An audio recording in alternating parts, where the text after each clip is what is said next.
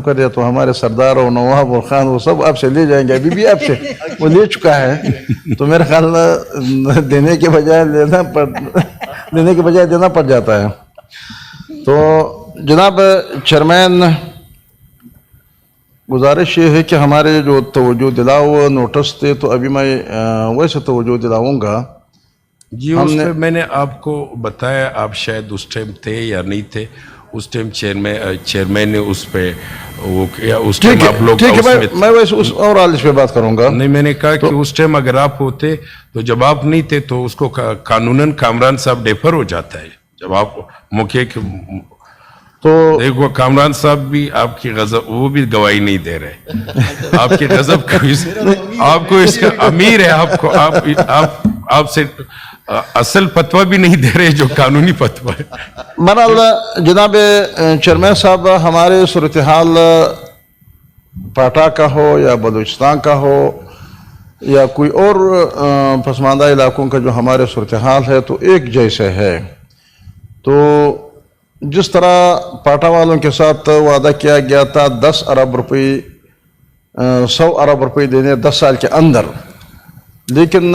پورا 4 سال گزرنے کے بعد ابھی تک ان کو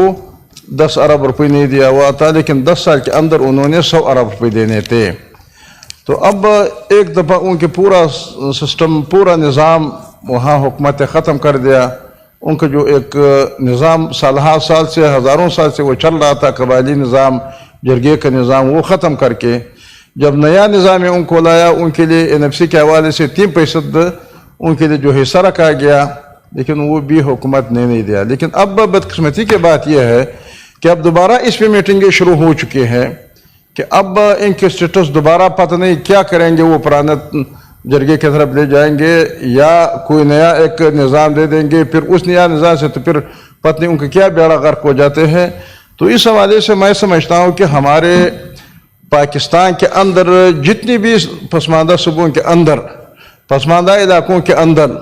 وہاں قانون سازی جب ہوتے ہیں تو معروضی بنیادوں پہ ہوتا ہے، تالے آزمائی کی بنیاد پہ ہوتا ہے، آزمات دیا جاتا ہے کہ یہ نسخہ ٹھیک کے اس پہ ہو جاتا ہے، پھر اس پہ آزما کر کے پھر دوسری طرف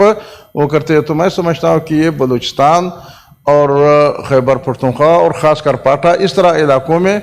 یہ نہیں آزمانا چاہے، بلکہ جو نظام وہاں چل رہا ہے اس کو مستحکم کیا جائے۔ جو وعدے کرتے ہیں، جیسے کہ ہمارے ساتھ چیئرمین صاحب یہ سیپے کے جو بات ہوتے ہیں، تو سیپے کے حوالے سے پورا پاکستان کی قیادت، تمام آل پارٹیز بیٹھ کے اور میاں نواز شریف صاحب کی قیادت میں انہوں نے کہا کہ مغربی روڈ سب سے پہلے سیپے کے حوالے سے بنتے ہیں، لیکن مجھے اور آپ کو پتہ ہے کہ مغربی روڈ پہ ابھی تک 1 روپے بھی پاکستان چائنا کریڈور سے ابھی تک 1 پائی بھی خرچ نہیں ہوا ہے۔ اور وہاں اس پہ جو کام ہو رہا ہے ابھی میں اور آپ دیکھ رہے ہیں کہ وہاں کوئی ایک پرانا ٹریکٹر ٹرالی ہو، ایک رولر ہو اور ایک ٹریکٹر ہو، کوئی کتنے اربوں کے منصوبے، 40-50 ارب کے منصوبے، لیکن وہ اس دفعہ بھی بجٹ میں ان کے لیے 3 ارب رکھا گیا ہے۔ اسی طرح NFC کے حوالے سے جو ہمارے ساتھ آئینی ہمارے آپ کے ایک حق ہے کہ 15 سال کے اندر ہر 5 سال کے بعد NFC ہونا چاہے، لیکن اب 15 سال گزر گئے ابھی تک NFC نہیں ہوا ہے۔ یہ اس وجہ سے نہیں ہوتے کہ اس میں خالص بلوچستان کے فارمولے کے مطابق بلوچستان کی حصہ بڑھ جاتے ہیں، دوسروں صوبوں سے تو کٹ جاتے ہیں، کیونکہ جب ہم نے NFC کیے تو اس وقت NFC میں جو ہمیں 100 ارب سے ہم 700 ارب تک پہنچے، تو اس وجہ سے ہمارے حصہ بڑھ گیا۔